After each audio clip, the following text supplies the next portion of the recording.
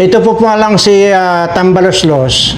Kaya po pala hindi masyadong nakikita sa publiko dahil na-diagnose po pala siya na may stage 3 cancer, brain cancer. Ayan. So kaya po pala nagtataka ako bakit hindi na masyadong nakikita. So yun po ang ating nakuhang impormasyon. At talagang lahat na halos sila nagkakasakit na. Ito pong si Bangag ay naku po. Yung sinasabi ni Claire Castro na okay na. Paano maging okay? Ay kinuliktan na niya lahat yung mga sakit. Hanggang ngayon hindi pa nakakatae. Oh. Kaya gutom na itong mga loyalista.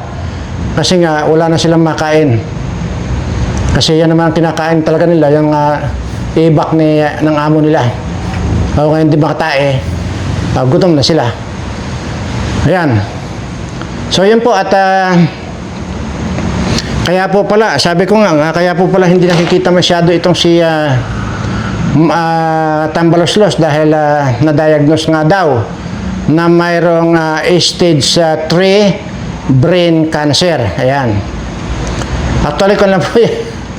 Nako.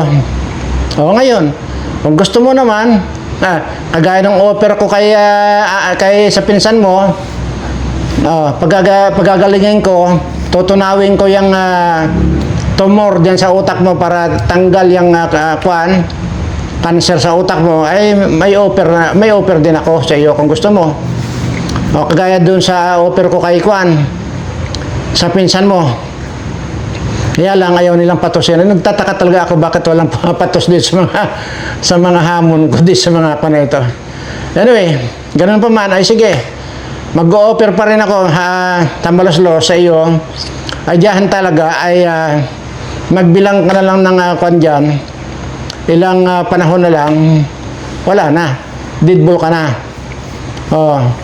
Ngayon, gustuhin mo ba yung mapapakinabangan mo pa yung pagkadami-daming binili mong mga mansion sa Europe? Ang dami. Amerika. O yan, hindi mo na mapapakinabangan yan pag hindi ka magpagamot. Ang gamot ng doktor, sinasabi ko sa iyo, wala yan. Hanggang sa pahihinain lang nila yung pag-activate ng cancer cell. Pahihinain lang nila. Pero yung sabihin mo yung mismong yung cancer ang mapapagaling sa iyo, wala na. Wala nang pag-asa. Ngayon, kung gusto mo, isang linggo lang din ang gamutan ko sa iyo. Clear ka sa anumang cancer. Kaya lang, ay siguro pwede mo nang isakripisyo yung mga ninakaw mo na at least makabigay ka sa akin yung kalahati man lang ng ninakaw mo. Yan ang kondisyon ko sa iyo. So, alam ko, trilyones na yung mga ninakaw mo eh. Di ba? So, okay na yun kahit na lang. Kung trilyones na yan, kahit na 50 billion na lang. Di ba? Para dito naman ito naman sisiguraduhin ko naman sa iyo na walang mapupunta sa akin ni centavos. Halimbawa, call mo itong hamon ko sa iyo. Pagagalingin kita sa loob lang ng isang linggo. At magbabayad ka sa akin ng 50 billion. Kasi trillion po trillion naman yung mga ninakaw mo, yung mga eroplano mo lang. Yung mga mansion mo sa Amerika at sa Europa. Trilyones ka yan. So 50 billion lang ang hinihingi ko sa iyo. Gagaling kasi yung cancer.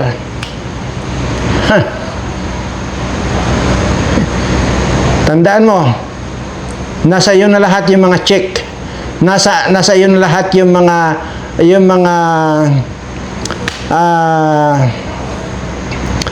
tawag ito, mga testing. Lahat ng laboratory nandiyan na sa iyo at konfirmado na malaki na yung tumor sa utak mo. Ayan po kasing tumor, ayan na po yung sinasabi nilang cancer. Yan na po yan. So, cancer of the brain yan. Sa madalit salita, cancer of the brain. Yan, tumor na yan. Sa isang linggo lang. Isang linggo lang bibigay ko, tutunawin ko yan, wala ka ng sakit. Sa halagang 50 billion. Hindi po biro ito. Hindi biro ito. Total, mayroon namang scan eh. Huwag mo ibibigay sa akin ng pera. I-deposito muna dyan sa kanyan. Either sa ang magkukuan muna dyan, magko-control muna, bangko. Ang magko-control yan. Kasi baka mamaya, pag napagaling kita, hindi mo nabigay sa akin yung 50 billion.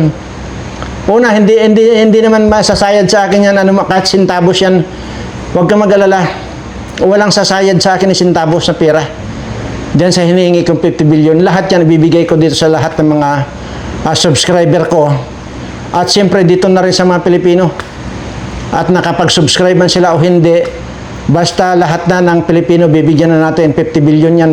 Marami-rami na po tayo matulungan yan. At mapapaganda ang buhay natin mga Pilipino. Ang sa akin lang po nito, ibabalik lang po natin sa taong bayan yung mga kinulimbat na yung pera. Kaya yan, ulitin ko, sa loob ng isang linggo, pagagalingin kita, tunaw ang bukol, yung tumor sa utak mo, or tunaw yung cancer lahat sa utak mo. Sa halagang 50 billion. Yan. Yan po yan. At sabihin naman itong mga ungas na nakapanood nito, mukhang pira ako. Tama. Kung mukhang pira ako, nasa legal na pamamaraan ito, gagamutin ko ngayong amo ninyo sa halagang 50 billion. At para hindi mo masabing mukhang pira ako, kaya nga pinagpapaunahan ko na walang sasayad sa mga palad ko kahit na sintabos dyan sa out of 50 billion na yan. At ididiretso ko ibigay dito sa mga subscriber ko at dito sa ating mga kababayang hirap na sa buhay dahil sa kagagawa nitong mga animal na mga magnanakaw na ito kagaya nitong tambalaslos na ito. At isa na rin itong bangag na ito, naulit lang po ang kasaysayan, tinakbo na po nila. Tinakbo na po nilang itinakbo sa ibang bansa ang pera ng bayan. Wala na po. Kaya yung asa pa kayo ng asa, naku po. Talagang literal na lalamong kayo ng ibak. Dahil wala na ang pera ang Pilipinas. Kaya yun ang sinasabi ko sa inyo na kaya ganun na lang ako manggalaite rito dahil wala na. Pansamantala, ibahin muna natin ang topic. Ito pong si JB Ejercito. Itong JB Ejercito, na isa ring tanga, abay sabang-ayon doon sa gusto ni Soto. At binatikos na rin niya yung Supreme Court. Napakatalagang tanga. At imagine, sabang-ayon siya dito sa isang bugok na itong matandang ito na hukluban na itong si Soto na ito. At walang utang na loob at gusto pa nga niya ma-impeach talaga itong si BP Sara. Napakawalang utang na loob. Hindi niyo ba natatandaan magkapatid yan, Jinggoy at saka JB Ejercito na yan, na sunod na sunod yan kay BP Sara at inendorso yan ni BP Sara. Yan magkapatid na parehas bastardo na yan. Ngayon, walang utang na loob talaga. Gusto niya ma-impeach si BP Sara. At ngayon, tingnan mo itong kabubuhan itong mga ngiwi na ito dyan sa Kongreso. Wala pa yung 1-year period ng ban ng impeachment. Abay, nagsampa na ulit sila ng impeachment dito kay BP Sara. Di madidismiss na naman yun. Talagang katangahan talaga nito. Sabagay, pa naman talaga tingnan nyo naman ang itsura. Kung mayroong utak talaga itong mga ito. Isa ito sa nagpo-prosige na ma-impeach si BP Sara. Ayan. Tingnan nyo anong itsura yan. Di ba para mukhang alien? Tingnan nyo. Isa yan. Sa nagpo-prosige. Gusto nyo bang gayahin ko? Kaya kong gayahin yan. Itsura niyan. Sige, sandali ha. Okay. Ayan. Nagaya ko na ba? Yan. Ito, tingnan mo. Parang mukhang alien ang putang ina. Tapos, yan ang gusto-gusto.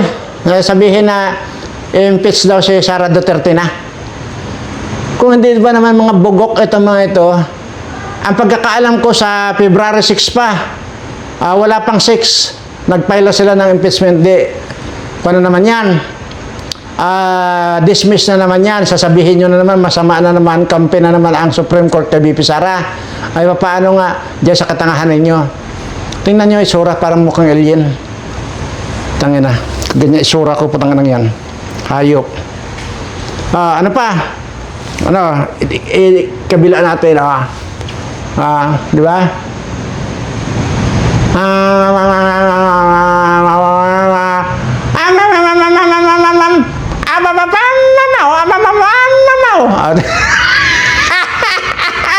Parang mukhang alien ng mga putang. Di ba? Talaga rin naman Talaga rin naman. Di ba? Itakpan na natin. Takpan na natin, huwag natin gayahin yung hayop na alien na ito, hayop na ito. Tingnan mo ito. Nagsuot pa ng sunglass na ay salamin na pula. Tingnan mo kung di may mga saltik talaga ito, gagon.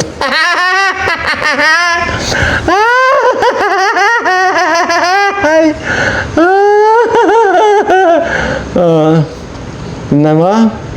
Yan tingnan mo. Ang hilig-hilig magpa-interview. Ayan Ay! Tingnan mo. Nandiyan sa kalsada, tapos ganyan na tsura.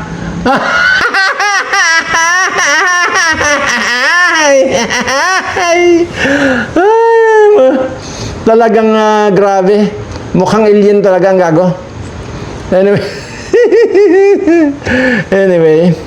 At saan pa ba yung mga kanila rito? Yung mga picture na ito, mga alien na ito. Ayun eh. Sige. Wag na lang. Tama na yon.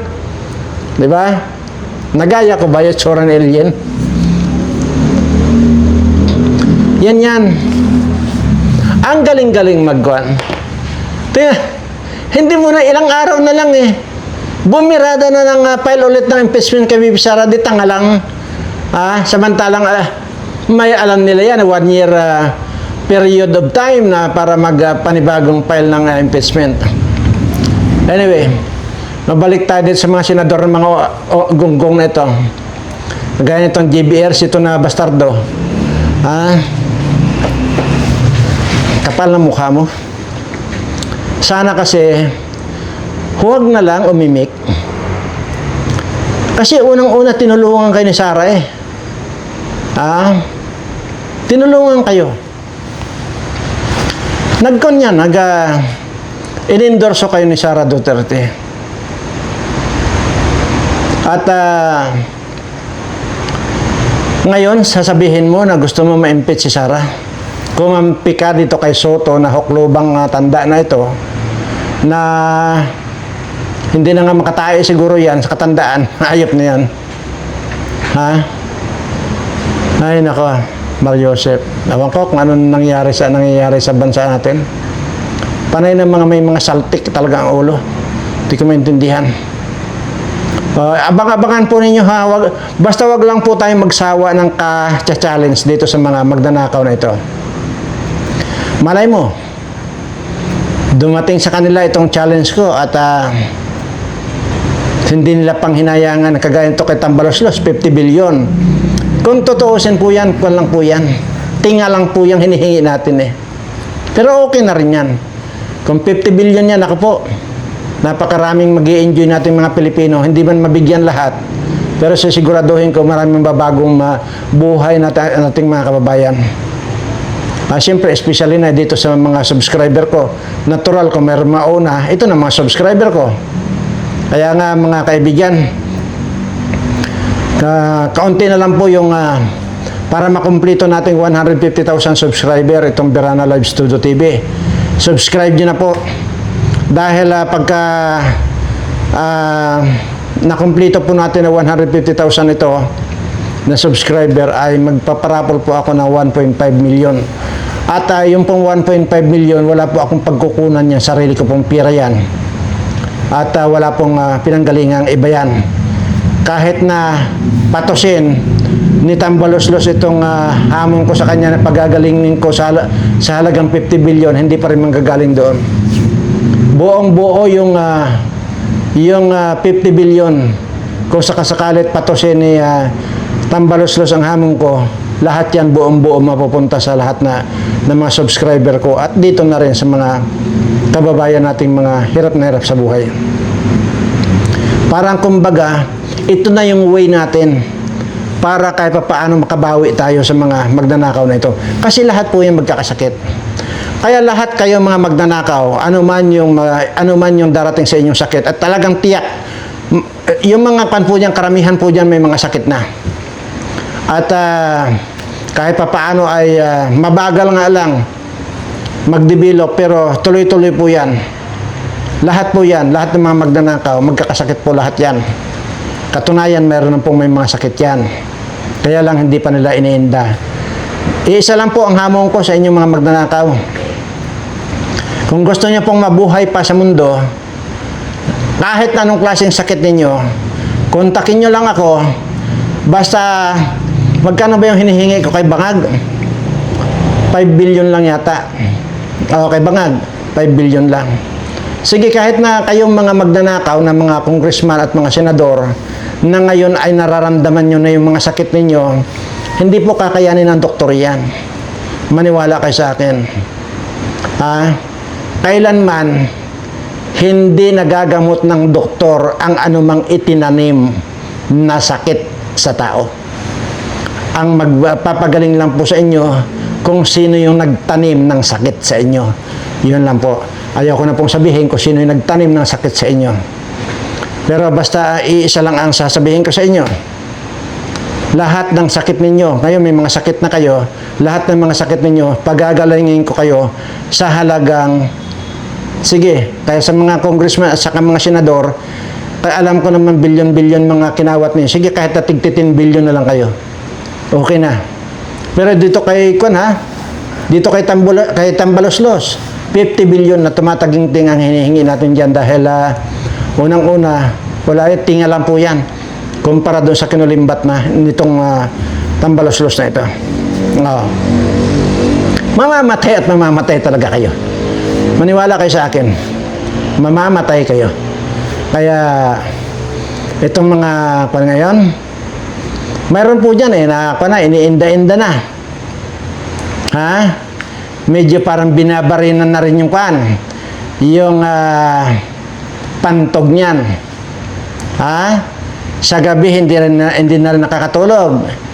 At maaaring ito. Pero pag hindi na makatiis to, kukontak yan din sa atin. Sa dinabi-dami nitong mga china-challenge natin, sigurado mayroon papatos yan. Kaya huwag kayong mainip ng mga subscriber ko. At malapit na nating makamtan, mabawi kahit paano yung mga ninakaw nila sa inyo. Sa atin lahat. Ayan. So ngayon ay sana po ay nasa mabuti kayong kalagayan lagi. At siyempre ligtas sa anumang uri ng kapahamakan. Sakit man yan o problema sa buhay, sana mailayo sa inyo. At palagi ko naman sinasabi rito na parati ko na lamang sinasabi at pinagdarasal sa ating Panginoon, Lord, ngayon muli kong babanggitin, Lord, anumang mga blessings pa na ibibigay mo pa sa akin, stop mo na po ang pagbibigay sa akin ng blessings, bagkos, idiretso mo ng lahat dito sa lahat ng mga subscriber ko ang blessings na para sa akin. Sa mga subscriber ko na, ibigay mo yung mga blessings na yan. Huwag na sa akin dahil sobra-sobra na po yung mga ipinagkatiwala mo sa akin, ng mga nandito na sa akin. At ito naman ay iniingatan ko na huwag maubos sa walang kakwenta-kwentang mga bagay, bagkos ay pinapalaganap ko ang pagtulong sa ating mga kababayan na talagang kapos na kapos sa kabuhayan. So ayan po, at mabalik tayo din sa mga senador na ang kakapal ng mukha. Tingnan nyo, nanonood ako kanina ng hearing. Ng mga hearing nila dyan, yung mga session nila, madinin mo tatawagin, ay babasahin yung mga senador. Dalawa ng dalawa. Erwin Tulfo, Rafi Tulfo, magkapatid. Jingo Estrada, JB Ejercito, magkapatid. Pia Cayetano, Alan Cayetano, magkapatid. Camille Villar, Mark Villar, magkapatid. Sino pa ba ang magkapatid yan? May nalimutan ba ako? Basta po ito mga ito. Hindi ba kayo nanliliit? Na pinakyaw nyo na, nandyan na kayo lahat sa Senado. Kaya wala pong patas na pagdidesisyon ninyo kasi magkakapatid nga kayo nandyan. Magkakapatid kayo, wala naman kayo nagagawang tama sa bayan natin, lalo na itong magkapatid na Tulfo na ito. Bagkos sinisira pa nila, bendalo pa ang putang ng mga ito, mga bobo. Lord, sige na. At gusto, yung sa akin kasi pamamaraan, Lord, mabagal. Ikaw na, Lord, ang lumimas din sa mga putang ng mga magnanakaw na ito para maging masaya naman itong mga taong Pilipino. Ikaw na, i-wash out mo na lahat to. Kasi yung akin mabagal eh. Gusto ko ma-wash out na lahat to. At sakit-sakit lang itong ito eh. Inuulit ko, tambalos-los. Hindi mo na mapapakinabangan yung pinagnakawan mo. Dahil mamamatay ka na. Kung ako sa'yo, kontakin mo na ako. Sa loob lang ng 1 linggo, tutunawin ko yung bukol, tumor o cancer dyan sa utak mo. Sa halagang 20 billion pesos. Kaya ko inuulit-ulit ito para dito sa mga magko-comment na naman dito ng mga bobo na pinagkakakwartahan ko raw yung mga hamon-hamon ko. Wala pa po akong pinagkakakwartahan, wala pa kasing pumato sa hamon ko. Maging yung patayan na hamon ko noong pang 3 taon na ako naghahamon dito ng patayan, wala pang pumapatos, kaya wala pa akong pinagkakakitaan. Kaya inuulit-ulit ko na lahat itong mga kabayaran ng mga hamon kong ito, at pagka nagkataon, kaya inuulit-ulit ko, walang mapupunta sa akin ni centavos sa palad ko. Bagkos didiretso itong mga papapanalunan ko dito sa lahat ng mga subscriber ko. Mas maganda na po itong maintindihan ninyo. At doon pa sa isang nag-comment dyan, bakit daw kailangan ko munang ma-appoint bago ko tudasin itong mga magnanakaw na ito. Ayan na, yan po yung comment. Ay kung hindi ka ba naman isa't kalahating gonggong na isa ka rin hindi nakainom ng gatas nung ikaw ay baby pa lang. Kasi ganyan po yan pagka baby pa lang na hindi nakainom ng gatas nung maliit. Bobo. Kaya yun ang comment niya, bakit daw kailangan pa magpa-appoint muna ako bago ko tudasin itong mga magnanakaw? Hindi ba't sinasabi ko sa inyo na ilang bisis na ako nag-try na makalapit dito sa mga magnanakaw na ito pero hindi ko talaga malapitan. Bakit? Mababa ang 50 hanggang 150 na mga bodyguard na mayan. Kaya bago ako makalapit doon, wala. Kung magpupursige ka na lumapit, patay ka. Ngayon, ang sa akin lang naman, yung pang malapitan ko lang, yun lang maipatong ko lang sana itong mga daliri ko, itong palad ko sa kanilang mga ulo. Yun lang sana. Kaso nga, makakalapit ka ba doon sa 150 na bodyguards? I don't think so. So kaya yung nag-comment na ganyan, siguro gawin mo dahil matanda ka na hindi ka talaga, hindi nag-develop yung utak mo kasi bubo ka pa rin hanggang ngayon. Maganda, uminom ka na lang ng baygon para sa ganon magamot yung kabubuhan mo. Pag wala ka na rito sa mundo dahil bubo ka, kahit pa paano wala nang hindi ka na makakalahi ng isa pang bobo. Madi na magko-comment na ganyan. So, nakakakwan lang. Kaya, kagaya nun, itong kwan ko, yung kahapon ba yun na in-upload ko, na itong ambisyosong senador, inatake patay. Sino daw yun? Sino daw yung senador na inatake na patay? Ay kung hindi ba naman bubo talaga itong hayop na to, ay kung pinanood mo ba yung video, dinalaman mo sana kung sino yung patay at kung sino yung ambisyoso. Nakakita ka lang ng title, nag-comment ka na. Paulit-ulit kong sinasabi rito, huwag kang magko-comment na hindi mo napapanood ang istorya kasi siguradong mali na yun pag hindi mo napanood na nag-comment ka. Mas magandang huwag ka na mag-comment dahil nahahalata ka lang na ikaw ay isang bugok na tanga pa. Ikaw rin, isa ka rin na hindi ka rin nakainom ng gata siguro nung baby ka, baka tuba yung pinapadidi sa iyo. Yan yun, kaya bugok ka. No? Sinasabi ko pa ulit-ulit to. Wala kayong matututunan. Bakit ba ang hilig-hilig nyo mag-comment nang hindi nyo na pinapanood yung kwan? Halatang-halata talaga di ba? Imaginin mo, sino raw yun? Sino ba raw yung senador na ambisyosong inatake patay? Ay kung pinanood mo yung video, di hindi ka nagtatanong ng ganon. O di kaya kung pinanood mo sana, na sagot yung tanong mo. Kasi nga, bugok ka. O anyway, sige at yun po lamang at sana ay may pumatos na po sa hamon natin para kahit paano ay mabago man lang sana ang buhay nitong ating mga subscribers. At kung dito at pinatos ni Tambaloslos ng 50 billion itong hinihingi natin, hindi lamang po kayong mga subscriber kung makikinabang, lahat pong Pilipino na mga kapos sa kabuhayan makikinabang dito. Maraming salamat po at sa lahat ng mga subscriber ko, mahal na mahal ko po kayong lahat.